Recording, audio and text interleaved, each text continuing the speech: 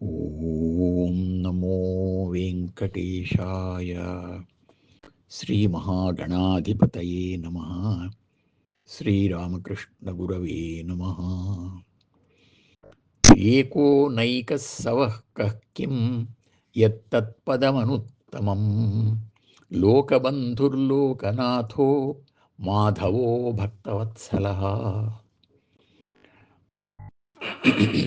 శ్రీ విష్ణు సహస్రం 78వ శ్లోకంతో నామస్మరణ చేసుకుని భీష్మ ఉపదేశం విందాం.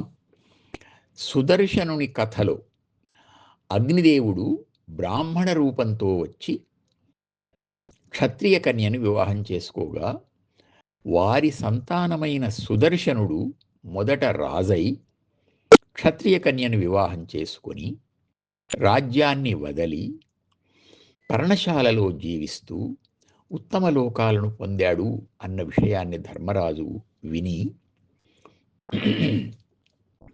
పితామహ, నిర్మలమైన గుణాలతోనూ పనులతోనూ బ్రాహ్మణత్వాన్ని తక్కినవారు సాధించుకోవచ్చా అని అడిగాడు. ఈ ప్రశ్న అడగడం వెనుక ధర్మరాజుకు ఒక విశేషమైన జిజ్ఞాస, ఆసక్తి కనిపిస్తుంది. వర్ణధర్మాలను పాటిస్తూ ప్రజలందరూ పుట్టినప్పటి నుండి ఏ వృత్తిని, ఏ ఉద్యోగాన్ని చేసుకోవాలి అనే సమస్య లేకుండా ఒక నిర్దిష్ట వృత్తిలో కొనసాగే ఆనాటి ఒక ధార్మిక వ్యవస్థలో వర్ణధర్మాల సాంకర్యం కలగకుండా ఎవరి ధర్మాలను వారు నిర్వర్తించేటట్లు చూచే బాధ్యత రాజుకు ఉండేది. అదే ధర్మరాజు సమస్య.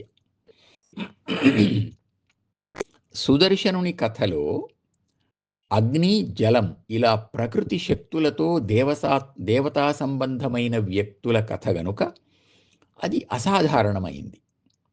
కానీ సాధారణ మానవులకు ఇది వర్తిస్తుందా అనేది ధర్మరాజు సందేహం.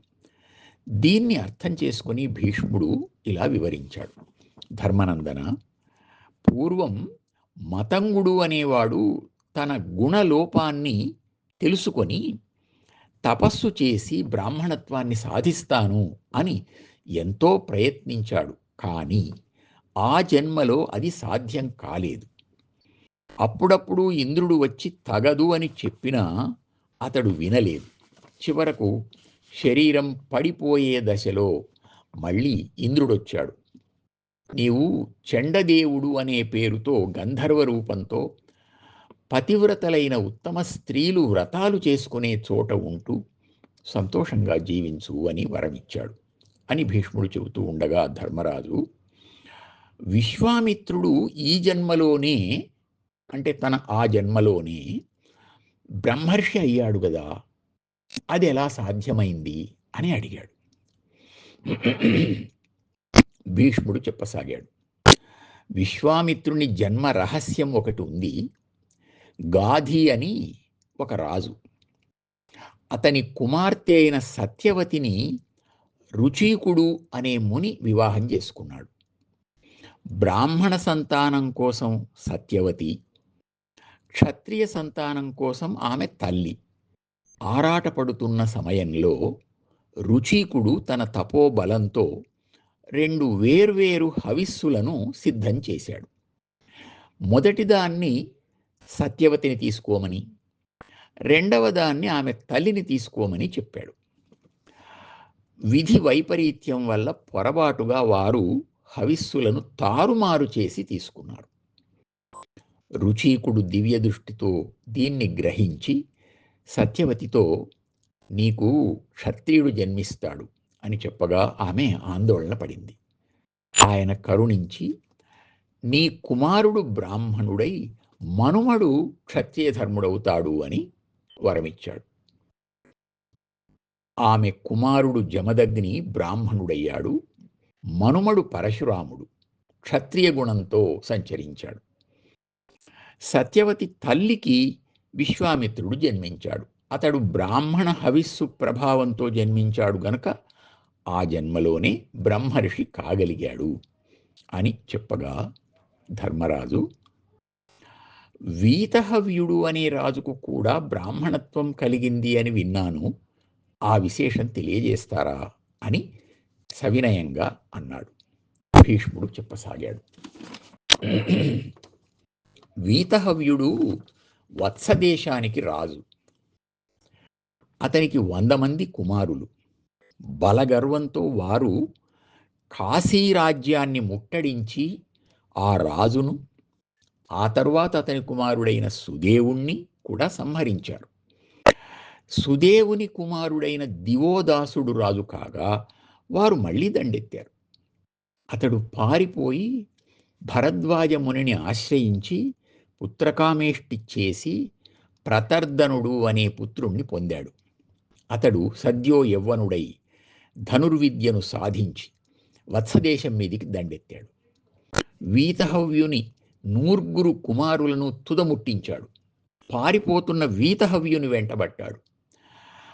అతడు భృగు మహర్షిని శరణు వేడి అతని శిష్యులలో ఒకడై కూర్చున్నాడు.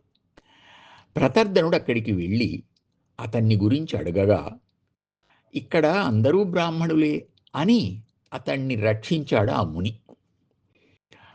అయితే ప్రతర్దనుడు, మహాత్మా, నీ పలుకు వ్యర్థం కాదు గదా, నా శత్రువు క్షత్రియత్వం నుండి తప్పాడు, నాకు అదే చాలు అని వెళ్ళిపోయాడు. అప్పటి నుండి వీతహవ్యుడు బ్రాహ్మణుడై అతని వంశం బ్రాహ్మణ వంశం అయింది. ఆ వంశంలోని వాడే శౌనక మహర్షి. ఇది భృగు మహర్షి సత్యవాక్శక్తి వల్ల జరిగిన ఒక విశేష సంఘటన అని భీష్ముడు వివరించాడు. ఈ కథలను పరిశీలిస్తే ఒక పరిపాలకుడు తన ప్రజల నియమాలను పరిరక్షించడంలో ఎంత శ్రద్ధ తీసుకోవాలో అర్థమవుతుంది. ఈనాడు మనకు వర్ణ వ్యవస్థ కానీ రాచరిక వ్యవస్థ కానీ లేవు. కానీ ఒక వ్యవస్థ అయితే ఉంది. వంశపారంపర్యంగా ఎవరికీ ఏ బాధ్యత లేని వ్యవస్థ ఇది. వెనుకటి వర్ణ వ్యవస్థలో స్వార్థపరులు వాటిని సుఖాల కోసం వాడుకోవడం వల్ల, వాటిని తక్కిన వారు భోగదృష్టితోనే చూచి అసూయపడడం వల్ల బాధ్యతలు పోయాయి. వర్ణ వ్యవస్థ చిన్న భిన్నమైంది. ప్రస్తుత పరిస్థితి కూడా ఇంకా స్పష్టంగా అలాగే ఉంది. బాధ్యత లేని హక్కుల వ్యవస్థ. పరిపాలకులు దీన్ని అర్థం చేసుకొని ప్రజల హక్కులను అరాచక శక్తుల నుండి కాపాడే ప్రయత్నం చేయాలి. ప్రజలు కూడా ఎవరికి వారే బాధ్యతలను కల్పించుకొని చేతనైనంత వరకు పరిపాలకులకు సహకరించాలి. శ్రీకృష్ణ భగవానుడు చెప్పినట్లు, సత్యం ధర్మం అదుపు తప్పినప్పుడు దక్షులైన వారు ఉపేక్ష చెయ్యకుండా చేతనైనంత వరకు ధర్మరక్షణ చెయ్యాలి.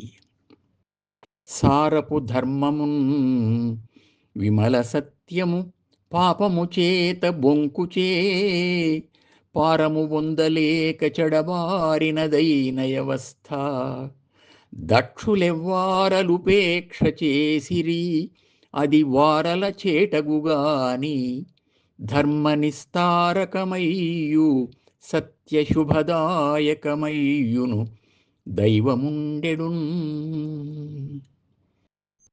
అందుకోసం ధర్మరాజు చేస్తున్న విధంగానే, ధర్మరాజు చేసిన విధంగానే కలియుగం గనుక పరిపాలకులేగాక పౌరులుగా మనమందరం కూడా ప్రస్తుత లోక నియమాలను తెలుసుకొని ధర్మరక్షణకు ప్రయత్నిద్దాం.